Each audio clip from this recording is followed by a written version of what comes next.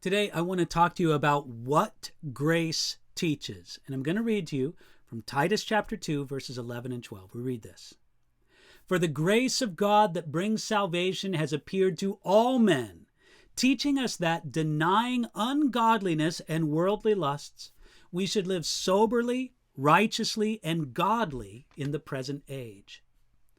There's hardly a more wonderful theme in the Bible than the grace of God. The truth that God gives freely his favor and approval in Jesus Christ to the believer. And he does this without measuring whether or not that believer deserves such blessing. This is a profound truth.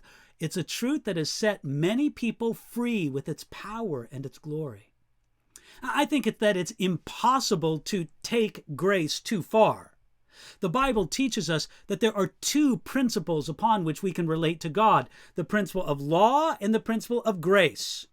We don't need to balance law and grace.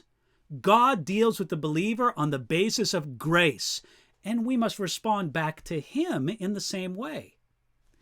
It is impossible to take grace too far, but it is possible to take grace wrongly.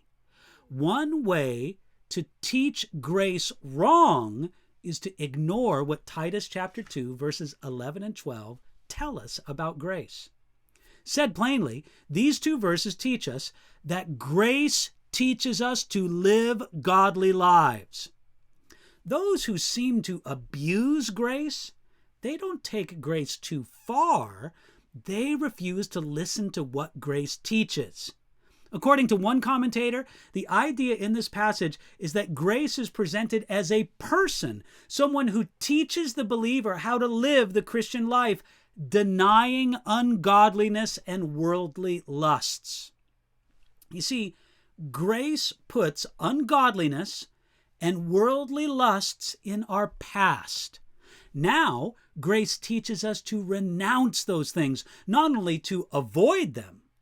One may say that in a world where we are tempted to say yes to every desire and feeling, the reality of our faith can be demonstrated by what we will say no to, by what we are willing to deny. Grace also teaches us how to live in the present age, according to our verses.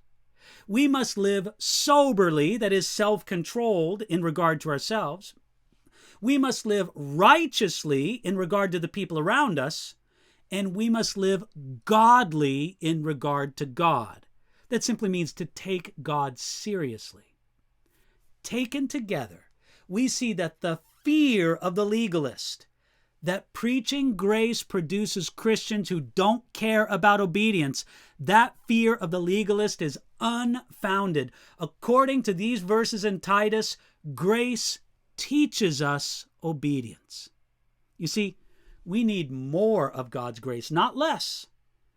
You can't take grace too far, but you can take it wrongly. God's grace is teaching. Are you listening?